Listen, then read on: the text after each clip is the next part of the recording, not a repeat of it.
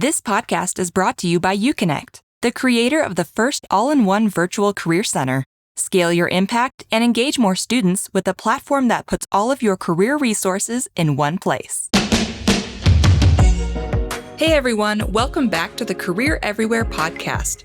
I'm your host, Meredith Metzger, and for this episode, I want to share a recent conversation I had in the Career Everywhere community about how 3 different career centers are implementing Career Everywhere. In this webinar recording, I talk with Nancy Bilmes of the University of Connecticut, Christian Garcia of the University of Miami, and Mike Summers of Lafayette College about how each of their career services teams are making Career Everywhere a reality. Nancy talks about her popular Career Champion program. Christian talks about the faculty toolkit his team has developed, along with a couple other strategies. And Mike shares how he moved his team to a career liaison model, where each career coach focuses on specific majors and liaises with faculty. Hope you enjoyed the episode.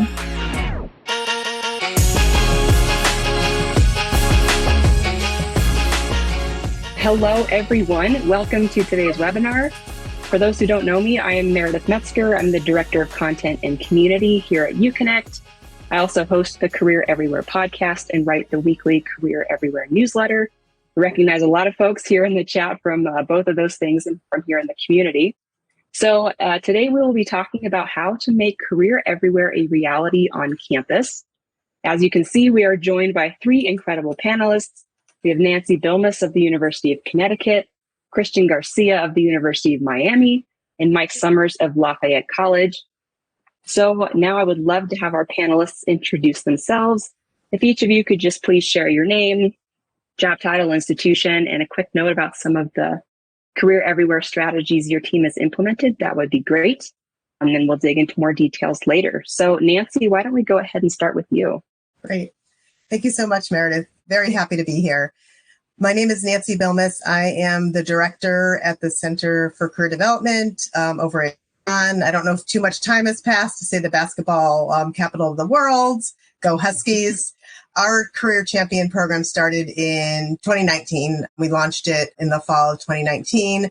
To date, we have close to 1,000 Career Champions. So we're super excited about that. We've scaled our program in several different ways, which you'll learn more about in a little while. Awesome. Thanks, Nancy. Christian, how about you go next? Good afternoon, everyone, and thank you, Meredith, for having me here again. My name is Christian Garcia. I'm the Associate Dean and Executive Director of the Topple Career Center down here in Miami. And yeah, we've been doing a lot. What we call Career Everywhere is career services is everybody's business. It's been our mantra for many years. And, we've made some major headway, in particular with faculty engagement. So we've done that through our faculty and staff engagement hub, which is a one-stop shop for all kinds of resources, information, and ways to engage with the Career Center through that portal, as well as our live RSS feeds, our awards ceremony that we've been doing. It'll be 10 years next year, which we're really excited about, and a faculty toolkit. So I'll get into that a little bit later. Awesome. Thanks, Christian. Mike, you're up. Thank you very much, Meredith, and thank you for having me. Hello, everybody. My name is Mike Summers. I'm the Associate Vice President of the Gateway Career Center here at Lafayette College, which, if you don't know, Lafayette College is a small private liberal arts college in eastern Pennsylvania, just west of New York City by about 70 miles. We are the Patriot League football champions this year, so had a big year here in terms of football, trying to bring some additional swag to the campus. And so really happy to be here with you. One of the things that we say here is talent's evenly distributed and opportunity is not. And we have to do what we can to lower and eliminate the barriers to students being able to interact with us. So we'll talk a little bit about how we've put some programs on here to increase student social capital, talk a little bit about how we've realigned our counselors into clusters of majors and liaising with the faculty, and a little bit more about how we're utilizing our UConnect website to really be, as Christian has said and Nancy said, to really be everywhere so that we can be available and have our resources available for students when they need it. So looking forward to this afternoon's engagement, and thank you for having me. Awesome. Thank you all for those intros and giving us some context. Before I dig into the individual Q&A with each of our panelists here, I wanted to just quickly give an overview of what Career Everywhere means for those who may not be familiar. You can find more info in that PDF handout that's pinned to the top of the chat. But basically, the Career Everywhere concept and movement is all about embedding career in classrooms, across campus, and beyond, so more students have access to the resources they need to build meaningful lives and careers. It's about making career conversations possible outside the walls of the Career Center. It's about really engaging that entire ecosystem in a university to help students as much as possible. And we typically boil the Career Everywhere movement down to 3 tenets. So the first is engaging students with career resources before, during, and after college. 2, providing truly equitable access to all students 24/7, 365. And 3, shifting the role of career services from sole provider to facilitator. So again, if you'd like to learn a little bit more about Career Everywhere, you can check out that PDF and that PDF handout. And of course, you can always subscribe to the Career Everywhere podcast or the newsletter. Shameless plug, had to throw it out there. All right, so let's go ahead and dig into the Q&A. Oh, and we've got my cat here, so she has decided to join the conversation. This is Ellie. All right, so, as I mentioned, we're going to be talking about how to make Career Everywhere a reality on campus. We'll spend a few minutes with each panelist here talking about how they've done this, and then we'll open it up to audience Q&A at the end. So Nancy, I'm going to go ahead and start with you. You mentioned your Career Champion program. Super successful. I think last time I heard from you about this, it was around 800 participants. So just to kick us off, can you just kind of talk about what the Career Champion program is, what it entails, how you built it, all that good stuff? Yeah, sure. As I stated earlier, our Career Champion program and our Career Everywhere movement launched really in 2019. And the purpose of the program was and is to reduce some of those barriers that Mike had mentioned around access to career development, career opportunities, to allow all students to have information around the importance of career, the value, and how it integrates with them in their chosen major and career and field.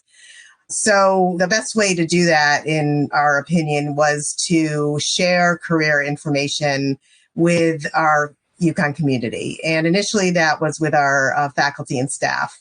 And the purpose of that was to provide content, resources, current data, information that they could all use when talking to students, because we know that faculty and staff talk to students about career. And that's a very common conversation for folks to have in advising sessions when talking to faculty, a club advisor, an organization. We thought more about it as well and said, a lot of students are mentored by alumni and, they interact with recruiters and supervisors outside of the walls of the academy. So after about 6 to 8 months, we also included employers and alumni in our Career Champion outreach. So now we have, 1,000 people who get our newsletter that comes out monthly, and where they learn about career, about what's going on in career at UConn, but also what are the trends in different fields and just the trends around career. And, we don't have any type of workshop or program that they need to participate in to become a career champion. And we decided that because the research we did when thinking about our program, all faculty and staff said they don't have time. So we didn't want to create a program where they had to watch a webinar or go to a session. We found that because of that, we have a greater number of champions, but they're still learning and they're still using what they're learning to interact with students based on the data and the research that we've done. We've been able to kind of assess that and have kept our program with a low barrier. Okay. Yeah, that's awesome. I know you've built some pretty cool resources on your website, and we can talk about that in a little bit as far for engaging all of those folks. Yeah. So you kind of mentioned how you started it, but how have you scaled the Career Champion program to, do you say 1,000 participants? Yeah. We could be, we're pretty close to 1,000. I should have looked at the numbers today, but we're pretty close. Yeah. So part of the reason is because we don't have a barrier to be included in the program, but we have a Career Everywhere team within our department, and we have a couple folks who focus on recruiting faculty as well as all of our liaisons. So we have a liaison model where our career coaches liaise with faculty and staff in each school and college. So we have those folks also recruiting faculty in particular. And then we have somebody on our team who works more with staff and recruiting staff. And we have an alumni engagement staff member who recruits our alumni. And then we have an employer relations representative on our team who works with the CPR team to recruit employers. So we kind of scaffold it like that to allow for everyone on our team to work on recruiting folks. Another way that the scaling helps is, to your question about technology, we also have all of our resources on our UConnect community page, our career resource page, our career champion resource page. And we do offer trainings. We offer training for faculty, for staff, for all career champions. We have a conference that we've hosted 2 years in a row. But of course, many people can't participate in those things. So we have built this resource page out so that when somebody does have a little bit of downtime and they were interested in a topic that they couldn't get to, they can then go back to this amazing resource page and look to see what it is that they might have missed. And that's a great place to keep all of our resources. And it's wonderful. The partnership and this backing by UConnect makes it so easy for us to build that page. Yeah. And for those of you in the chat, Ashley was kind enough to drop a link to that resources page. So if you want to go check out what Nancy's talking about, you can go to that link.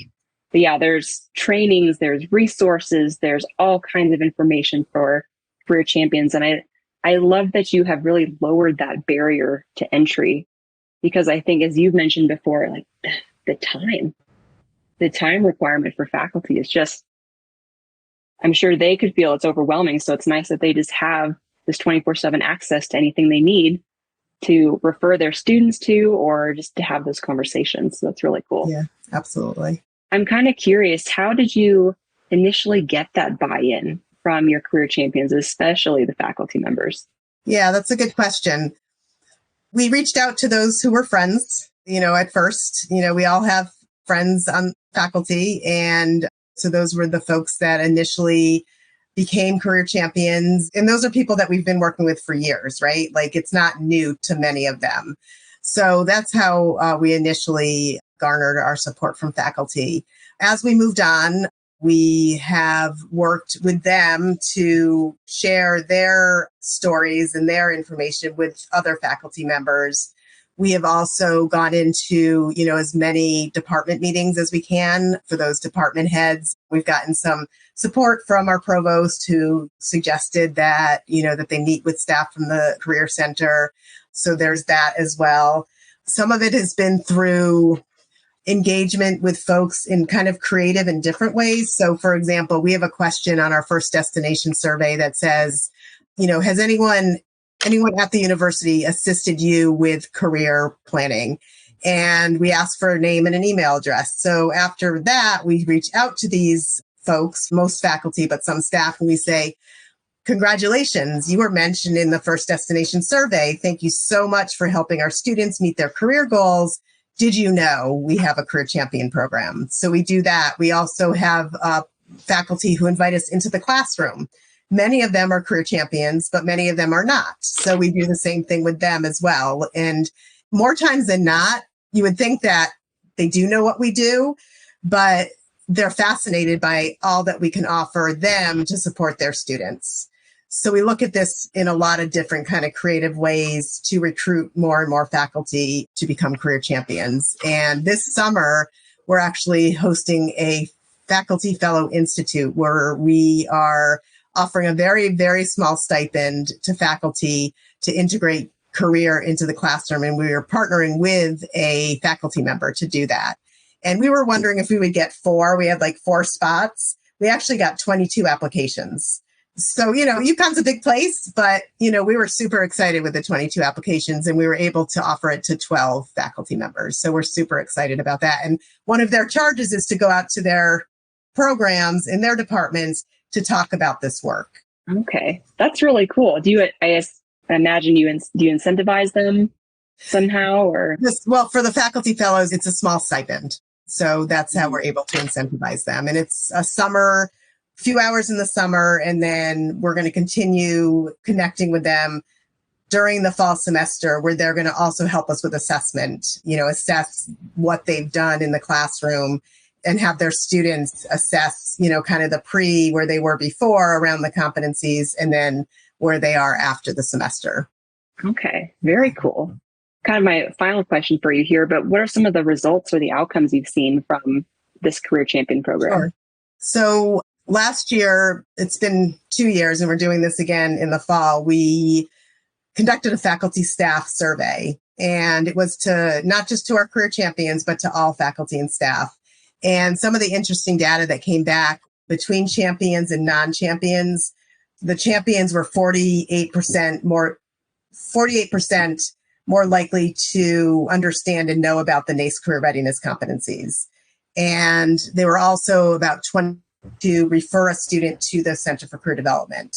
So those are a couple examples of some of the outcomes. Another one is that our outreach from faculty to have us come and present into their classes doubled in the last 4 years. So we've had a lot more integration. And then some correlations that we can't prove through any surveys.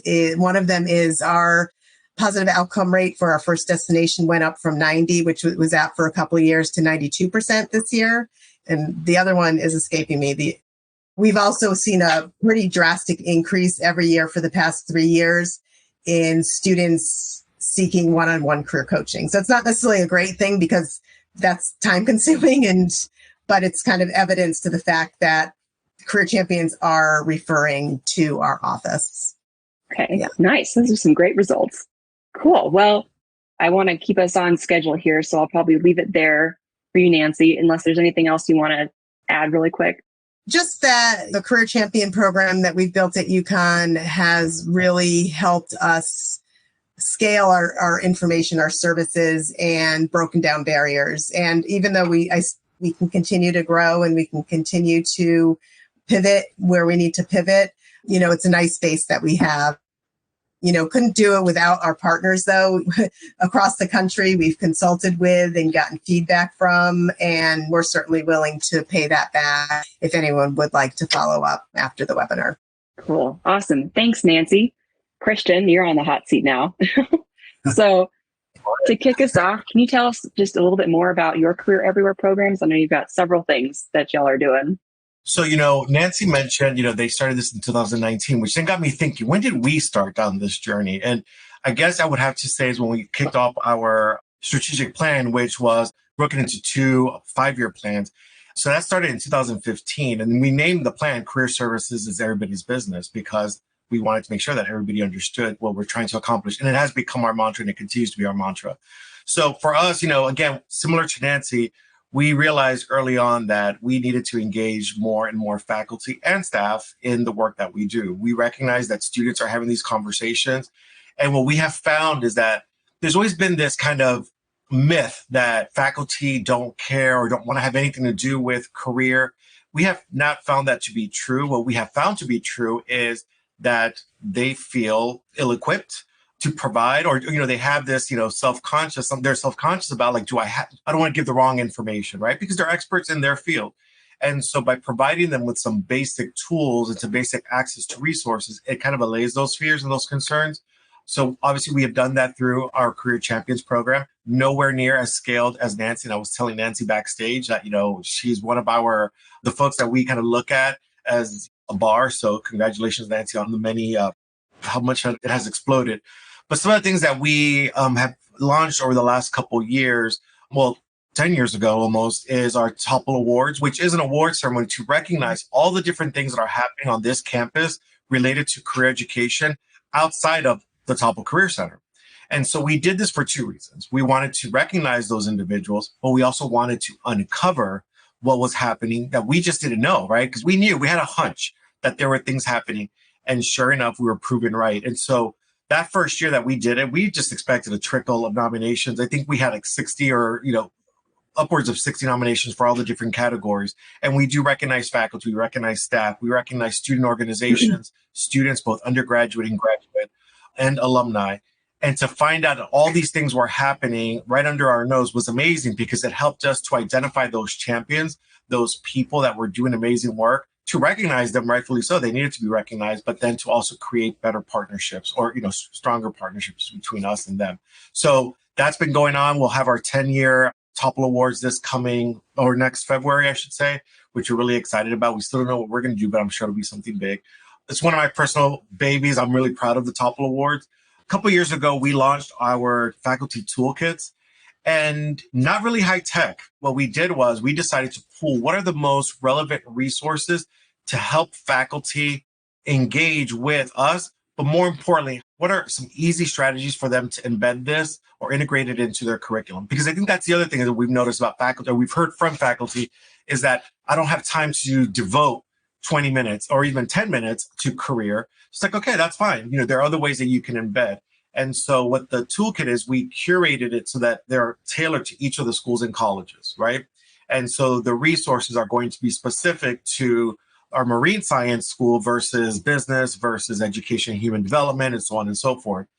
And so it gives them a quick overview via infographic about the Topple Career Center and how we're set up and, kind of all the, just kind of insight into us.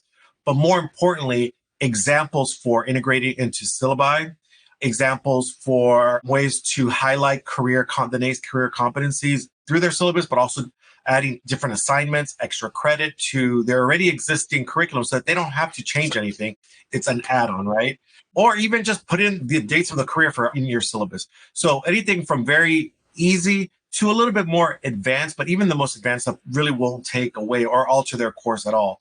So what we did was that was sent to all the department heads within each of the schools and colleges. And then they were sent directly to their faculty members from those individuals.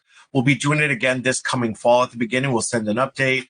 And for some of the schools, we'll continue doing it that way. Some of the schools want us to send it directly to the faculty members. So we'll be doing that, which is great. So that's been a great thing to put together. Again, it's a PDF, nothing, super, high tech about it. But one thing that I'm really proud of in using the UConnect platform is just, it seems like a while ago, but it's actually still pretty new, is our faculty and staff engagement hub, which is on our custom career content site, which is our UConnect branded site. And it's all things for faculty and staff. So on that hub, they can find the faculty toolkits broken down with the different schools and colleges. They can find access to other contacts, whether it's through our People Grow site that is pulled in. So we have actual, mentors, whether they're alumni, faculty, staff, employers. We have information and access to career champions and all the resources that fall under the Career Champions program. We have a lot of integrations that we pulled, from, job market data through Lightcast and so on and so forth. So those are some of the really cool things that have been really great for us, similar to some of the outcomes. I know you're going to ask me that question, so I'm going to beat you to it, Meredith. Is some of the outcomes that we have is we have been inundated, which is a great thing, for requests to come out to the classroom, to student organizations. And, again, it's one of those correlation things. I can't actually prove it, but it has to be because we are out there more and more. And we often hear that a faculty member heard from a faculty member colleague, or, it's just really word of mouth. We're really a word of mouth type of campus. So our staff member, Joba, who oversees our outreach, she's doing a lot. She doesn't do them all, but we engage all of our staff as well as our peer career coaches in doing those presentations throughout campus. So we've seen a huge uptick. Similar to Nancy, our career outcomes continues to grow. We just got the results for class of 2023. We're just at 99%, which is fantastic. It's the highest it's ever been. But we've seen a lot of great positive movement. That's awesome. Great overview. And thanks for beating me to the punch on the outcomes, because I was going to ask you about it. It's the journalist in me. I have to ask about results. So thank you for that. I'm curious, Christian, how did you decide to focus on all of those initiatives? Like, how did you evaluate the landscape of the University of Miami and decide that's where to dig in? I would love to say that, I had this perfectly laid out strategy for, and, this year we're going to do this. And we did have a strategic plan. So it's not like, we're doing it haphazardly completely. But the faculty toolkit, for instance, that really came out of a meeting I had with the provost. He invited me out to lunch, and, we're at the Coral Gables Country Club, which is very beautiful. And we're just having lunch. And, so we were just talking. He was asking me a bunch of questions, and we got to the topic of faculty. And he asked me, he's like, how do you engage faculty? And I said, that's a great question. And that's kind of like the holy grail for career services is how do you engage with and really, get them to become champions of yours? And so I talked about the Career Champions program and this and that. He's like, well, have you thought of doing something simple, like some kind of document that you would give to the faculty members that had the resources and ways to engage. And I was like, wow, like, something, so small. So from that little, kind of interaction with him, came back to my team and said, hey, let's explore this.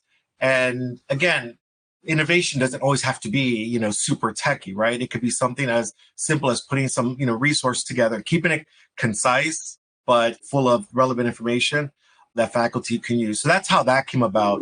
But, overall, I would say the faculty, really outreach and staff, it really was born out of this whole career services is everybody's business.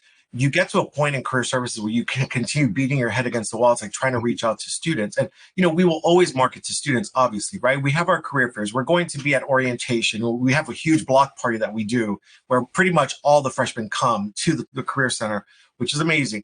But we do all these different things, but that's only part of the pie, right? And we realized we need to stop being scared or feeding into this myth that faculty members want nothing to do with career, that it's too vocational for them. Do those faculty members exist on college campuses? Of course they do. But I think you're seeing fewer of them. It's just a change. It's a pendulum swing, and we're starting to see more and more faculty who understand this. We can't escape it. I mean, I think something that has helped is the fact that, there's been a huge spotlight put on higher education, for better or worse, on return on, regarding return on investment. Tuition continues to increase. We're one of those institutions. And so I think it is tone deaf for anybody, including faculty, to say career is not important or that this is irrelevant. Tell it to a parent, tell it to a student. So again, what we have found is that they are open to it. They just need the guidance. Okay. Yeah, I love that. And like you said, the exterior landscape of the discussion around higher ed is just very, very interesting right now. I think it's an interesting time for career services leaders, as a lot of the work that all of you are doing, all the incredible work you're doing, is now brought to the forefront, hopefully brought more to the attention of senior leadership as well. Do your students get terrible career advice from YouTube and TikTok? Give them access to better video content with Candid Career Plus. The YouTube of career videos, Candid Career Plus is an expansive video library with thousands of career-focused videos that cover a wide range of topics, interests, industries, advice, and more. And every video is sourced from best-in-class career content creators, including ADP List, Way Up, and many more. Learn more at gouconnect.com/Candid Career Plus.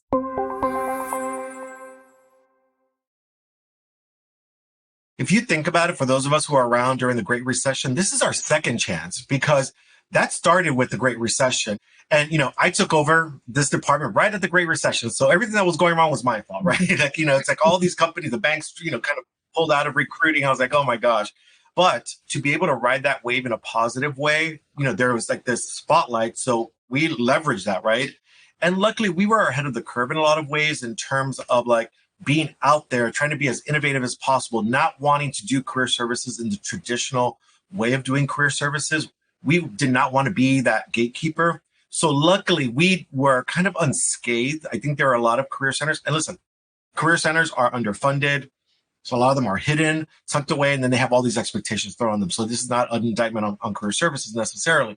But luckily, because we had done all that, we fared well. So this is really our second chance in career services with this spotlight. As negative as it may come across right now, with this return on investment and the value of higher education, is it worth it?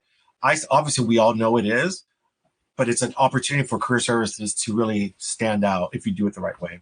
Yeah, absolutely. Couldn't agree more. Well, Christian, is there anything else, any other final thoughts you'd like to add about what y'all are doing with Career Everywhere at Miami? I wanted to give a shout out to Keisha Marengo, who's in my office. She's our Associate Director for Career Readiness. And, UConnect, and I wasn't paid to say this, UConnect really has been a game changer for us and allowed us to do some of the amazing things that we're just making it easier, right? But all the things are all well and good, but you need someone who is going to help operationalize all of these things. For us, that is Keisha Marengo. She has been amazing. And so if this is something that you are still exploring, you just start doing it, right? Do it little by little. But to have someone who can help be the one that's driving this or steering this ship, that's going to make things a lot easier. There's no way. I mean, we could have done it, but it would have been much more painstaking and it would have taken much longer. And so I know that your UConnect folks will attest to Keisha being amazing. So I can, this is a commercial for Keisha because, we adore her, but she really has made sure that all the pieces that fit together. I love that. It's a good shout out. All right. Thank you, Christian. Mike, you are up. So can you just kind of start just by telling us more about all the Career Everywhere related programs you've got going on? I know, again, there's several things your team is focusing on right now. Yeah, very much. So would love to share. So one of the things that we did when I arrived here was I had a fantastic team that I inherited when I came here. But one of the things that I noticed that I'm sure we've all noticed in higher education is the landscape is changing and changing quickly, right? And so all of our career counselors, career coaches were generalists, meaning they were seeing all 4 class years, all majors. And in a world that was requiring a greater degree of specificity and knowledge, who can be an expert or at least close to an expert in everything and all of that? And the simplified answer is it can't be. So we sat down and really came up with a concept of aligning our career counselors to clusters of majors as opposed to career clusters. And I'll share that intent move here in a moment. But one of the things we had to do to make sure that would get off the ground is we had to talk to the provost and talk about what we were going to do, because part of the responsibility that would come with this new realignment would be that these individual counselors would liaise in and reach into faculty points of contact as determined by the provost along with the department program chairs. So it wasn't just we were aligning our counselors to clusters of majors. There was actually going to be a faculty liaise piece in that. And so we actually got that. And for those of you that are on the call today that are from a liberal arts institution, that's a little tougher on a liberal arts college sometimes than others. So we made that happen, which was great. And then we also have a center called CITLS, which is the Center for Integrated Teaching, Learning, and Scholarship. And we had a partner there as well who was really helping us a lot with the new faculty to get them indoctrinated. But we moved to this model of clusters of majors and liaised into the faculty because at an institution the size of us, which is 2,450 students roughly, all undergraduate, having our faculty here, it's an asset on any campus, but really it's an asset with a student-teacher ratio here. It is a true asset in that those students really do and spend a lot of time with their faculty because they're not competing with graduate school students. So all of the projects, all of the papers, all of the publishing is going on with the undergrad students. So we have this tremendous asset here that we really need to leverage. And so that model was one intentionality of doing that. And the team sat down and we were very thoughtful because it was a big change, right? And we were going to really change the way we were doing business. It was my first major change as the leader here. And so I wanted to make sure that I had their trust and that we did it right, because if we did it right, and I felt we did it together, what that would do is sort of set the springboard to bring in change as we move forward. And we certainly have seen a lot of change over the last 6 to 7 years, some of it forced because of the pandemic. We can talk about that here in a second, but I needed to have that first one be successful. So, and the team really leaned in. Was there a little bit of apprehension? Of course there was. But once those relationships started to advance and build, it's really sort of been the springboard for us to be invited into more classrooms, for my employer relations team to pull more faculty in when we're developing our programs and bringing their contacts of alumni back into the fold where they can interact with our students and help us bring, as we talk about Career Everywhere outside of Hoke Hall. And so that was one major initiative that we embarked upon. The other thing that, as I mentioned at the very beginning, is, and I feel very passionately about this, talent's evenly distributed and opportunities not. And there are a lot of students, as we are doing more and more the right thing as institutions to bring more first generation students here, more Pell Grant students, giving more students the opportunity to quality education. They are not bringing the same amount of social capital with them to the institution. And really, we collectively own that responsibility to do everything we can to rise the tide so every boat in it rises to the same level. Now, that's not going to happen overnight. It's going to happen over time. But one of the things that we did this past year to try and do that was, and I also think there's this myth and there's this real scared student around this term of networking. They know that they need to do it. They know they need to build that network and how critical it is. But especially for those students that I just mentioned, that's a really daunting task, right? It's not that they don't know what to do. They don't know how to do it. They've not been in that situation to do it. And so I had the opportunity to go to one of our other vendor partners, had a program 2 summers ago called Super Mentors. And they really pulled it out. And it's really about talking about the concept of you really don't need one mentor to be your Yoda, if you will, or your guru for life. Although if you happen to organically find that, then that's fantastic. But really you want to build, and you already have a network, you just don't call it that. But how do you advance that network and how do you align those those assets as a student to be to your benefit. And it really shouldn't be as intimidating as it sounds. So we threw a networking event this past fall where we brought the co-author of that book here to really talk about that. It was purposefully casual. It was purposely outside underneath a tent. And it was purposely to break bread, because I feel like when everybody can sit down over a meal, it reduces the anxiety significantly. And we really started to advance this concept of, you have a network, build it, have a passion of something that you're working on, and let's teach you how to go out and do it. And then you start to leverage that and talk to other students about it. So we did it in our first year. I didn't realize at the time, no one could, that the night we were throwing this event was also the watch party for Taylor Swift and her new Eras tour. So you can imagine, I was competing with that on a college campus, right? But what I was really proud of is we did such a good job of marketing and partnering with our office as well as other offices across campus. We actually had close to 100 students that came there. And what was an indication to me, and probably the prideful moment of it, was afterwards the speaker stayed to speak to students. They stayed 90 minutes after the program to talk to the speaker, which told me we really approached this in the right way. So my goal is, as I've heard Nancy and Christian, I'm jealous at your numbers on your programs. Our goal is this next go round to continue to double and triple this as we go. And then it becomes a rite of passage, if you will, that they'll get that opportunity early in their career here so that they can start to build that network. So those are a couple things that we've really done, to sort of leverage and bring career outside the office and in through our faculty, leverage that and increase that social capital so students have the ability to do that. And then I would say also, we do just need to be outside of our office and across the campus. We participate, as I'm sure Nancy and Christian do, with admissions, with athletics, with programs. Because when you're there and you're visible, you start to build those relationships, and then those asks become easier. So those are a few of the things that we've done here at Lafayette to take advantage of the size that we have and the programs that we've put in place thus far. And we have a number of exciting things on the horizon. I have to watch with my team. I don't want to bring too much change too fast, but want to bring it just the right speed. As I say, we want to be a Corvette going into the turn, feeling like we're comfortable, not that we're a couple miles an hour from out of control, if that makes sense. Yeah, no, that's a great overview. A lot of what all of you are saying, it reminds me of something that one of our podcast guests, I don't know if she's on this call, but Laura Kestner Ricketts of Augustana College, she always said, go with the goers. Mm-hmm. It sounds like all of you have done that. You start with the faculty or staff or whoever that you have relationships with. You help have them kind of test drive your programs, and they start spreading the word, and then voila, we've got the whole ecosystem engaged. So Mike, I guess for you, what are some of the results, outcomes that you've seen since you kind of started implementing these programs?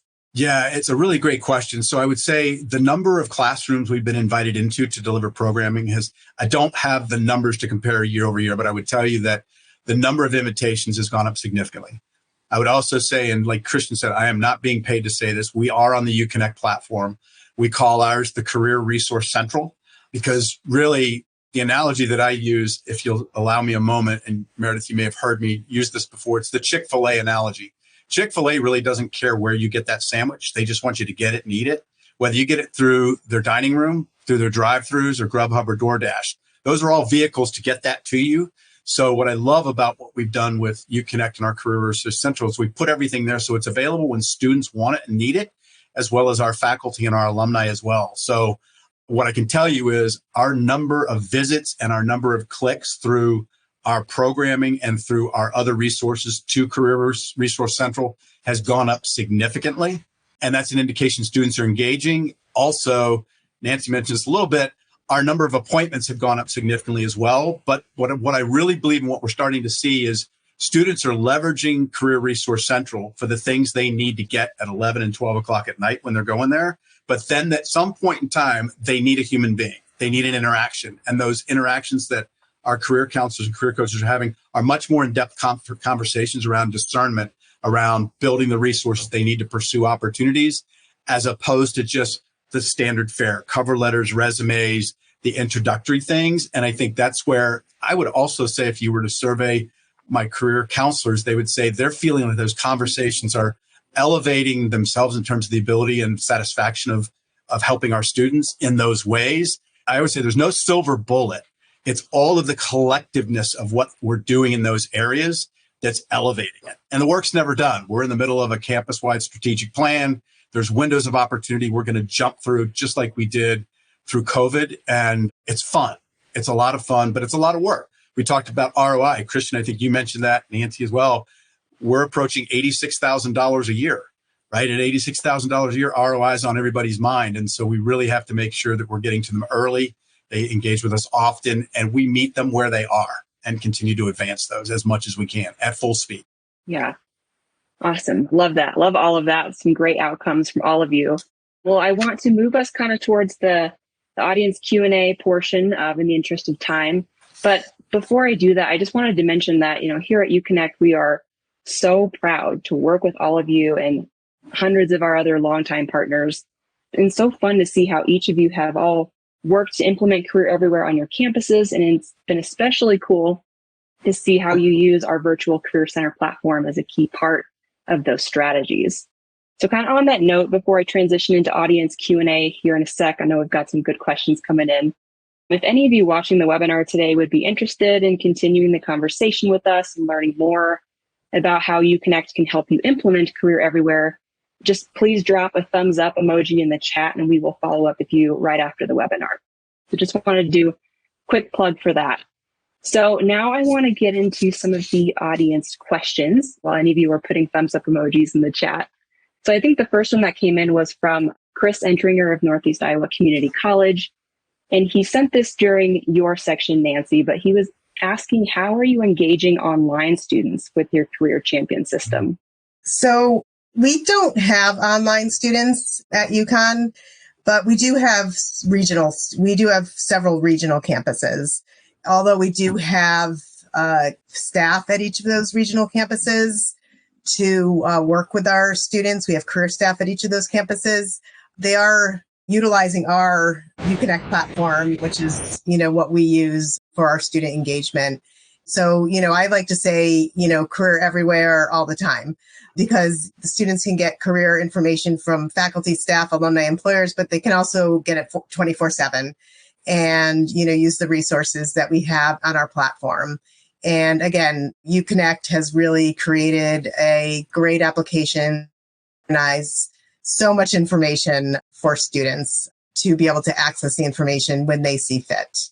Okay, awesome. Thanks, Nancy. I saw there was another question from Chris. He said, any engagement with students, faculty, and other areas like student life within your college's online course portal system versus your public career services website? He said, we use our online course Brightspace system to connect with students. This is meeting students where they are at in their college course Brightspace area. So I'll just open that to any of you. I think what comes to mind, so we are heavily involved in our first year directions process. So that starts actually even before students step foot on campus as new students. But once they get on campus, we are in almost 90% of all the first year experience courses. And what that means is we have our own session. It is not about, here's the Topple Career Center. No, it's very experiential in nature. They're not being told, these are our hours, this is where you can, no, it's really walking them through what they think of when they think of a perfect job, their ideal job, kind of exploration, introduction to Handshake and that kind of a thing. And then it has a companion online course called UMX, and that is through the learning portal. I would say that's the extent that we're doing right now. Our Topple internship program, it is administered through Blackboard that we transitioned to several years ago, but I could see there are a lot of opportunities there. We tend to be more traditional as an institution when it comes to learning in terms of, like, I know the previous question was about online students. We do have some of those, mostly at the master's level, but there's a lot of opportunity. And I think we'll start seeing more of that, which would then create more opportunity for us in the career space. At UConn, we also use Blackboard, and we've created asynchronous online courses for students. No credit, there's 0 credit. There's quizzes throughout that, through the system. And the modules they can self-enroll in the modules, and faculty can also put the modules in their classes. So we've had many faculty members who use those modules, some for extra credit, some are integrated into their courses. Created this application for the students to self-enroll. So I don't have a lot of data or information on how students are doing that, but we do use Blackboard. We're also in the FYE classes, and we go in person as well, but we also have materials and information on FYE, First Year Experiences Blackboard site as well. So we do have a presence in our classroom management system. Cool. All right. I'll move on to the next question. This is from Lynn Donahue of the University of Rochester. And Lynn asked, are there any examples you have of integrating experiential learning into classes like project-based learning as a way to develop competencies and career skills? Well, I could jump in on that. Personally, for me, so I'm teaching a course that's part of our Bachelor of Science in Innovation, Technology, and Design. It's a new degree program that started 2 years ago.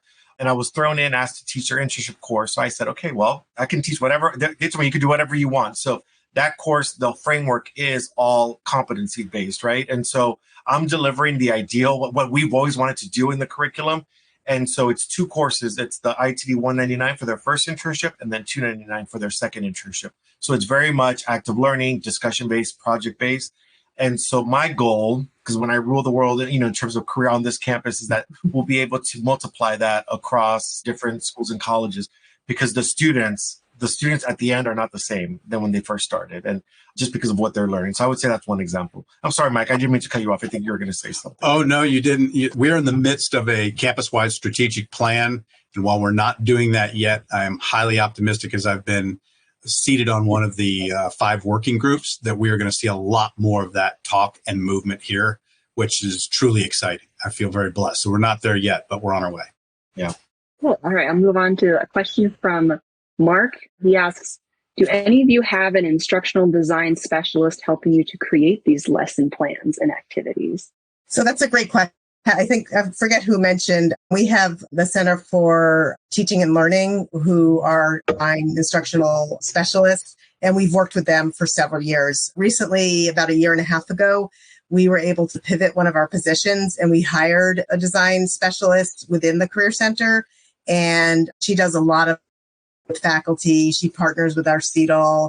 She attends sessions with, right now there's a May Day. Our CEDL is having May Day, where they're having faculty come in to just enhance their teaching and learning. She's participating in that. So it's been great. It's definitely been a game changer for us. And if there's opportunities for you to do that, I would highly recommend it. Same here. We luckily, for my course, have had access to these individuals. For the first year that I taught the course last fall and spring, it was through a platform called Forum. We're now transitioning that course into Blackboard Ultra. So I have another set of instructional designers that are helping me with that. But we have what we call at the University of Miami, it's called PEDAL. So it's the Platform for Excellence in Teaching and Learning.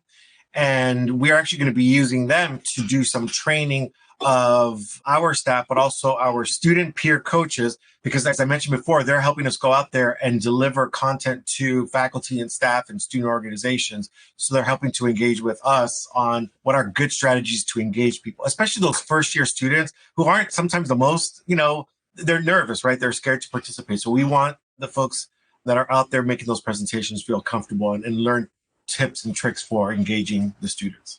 Cool. All right. So the next question, to be a pretty simple one, is from Susan, wondering how many staff are in your career offices? I'll take that one. We have, not including me, we have 13. I think UConn has 32,000 students, including graduate students, and we have 25 full-time staff and a lot of student workers.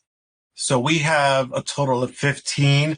We're primary centralized. Some of the schools and colleges have a few, some have one person, some have a few people, but by and large, we are the centralized center. It's not enough, obviously, it never is, but we couldn't do the work if it wasn't. I'm glad you mentioned student workers, Nancy, because we have over 30 that work for us, whether they're career coaches, front desk, interns, graphic design, social media. We couldn't do the work without them. Awesome. Okay, I've got another couple of questions from Chris, and then we'll probably have to start wrapping up. But Chris Entringer asking, have your alumni connections increased with these programs? Ours have at UConn, because alumni are one of our targeted populations to recruit to become career champions. We actually just had our first alumni in residence this semester, and it was great. Did some programming, went to some classes, met with students weekly online through a virtual platform. So we intend to do that more and more and engage alumni and continue to engage alumni in career programs and panels. Same with us. We actually are kicking off an offshoot of our career champions. We're calling them alumni career champions.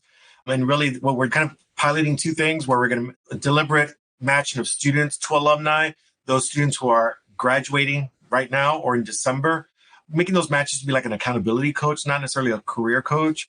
And then the next phase of the pilot will be alumni career matching to help alumni at different levels or different stages of where they are in their career. So we're excited about that. I'm doing a lot more traveling with the Alumni Engagement Office to deliver content and resources to let alumni know that they have these resources, but to engage alumni volunteers to support students and other alumni. And I would say for us here, for the first 6 years that I was here, and we changed just a year ago, we were aligned with development or advancement, and connected with alumni relations as well. So the number of alumni that we were working with was substantial and continues to increase with regard to these programs as well. We also, I mentioned, have 13 staff. One of that 13 is an alumni career coach, where we offer services to our alumni for life for free. So it's been a big asset for us. Now, again, we're 2,400 students, so roughly 32,000 living alumni. So as Nancy mentioned before, there's the context on that one as well. So awesome. Okay. So last question. Do you actively engage prospective students with Career Everywhere and partner with admissions and recruitment? 125,000%. Yes, absolutely. Same. I do it for the right reason. Admittedly, I would say I do it selfishly, right? We want to engage with students early and often. What a better time to engage with them than when they're making their decision. You've already got that captive audience. I would take advantage with your admissions office, your whole area over there, Dean of Admission. Take advantage and try and get invited and be participatory in every one of those things that you can. I know it's a lot of time, but it will pay dividends on the front end when you get into the back end of it for sure. Absolutely. Awesome. And that's when they're really listening about it. Listening to it. They really want to hear. They want to hear about career at that point in time, more than any other time. Maybe, you know what I mean? And their parents as well. So the family. So it's, take advantage of that. And it keeps the parent calls down when they know that you got the hands on the wheel. And that's an important consideration. Multiple reasons. For the purity of the reason first, but the other ones are okay as well. So, Oh, awesome. Well, we're right at time, so I'll go ahead and start wrapping us up. But thank you, everyone, for attending. And hopefully this was helpful and you're walking away with some inspiration and some new ideas. And a huge thank you, especially to our 3 panelists today, Nancy, Christian, Mike. Just thank you all so much for taking the time to be here and for sharing your expertise. We really appreciate it, and I know the audience appreciates it too.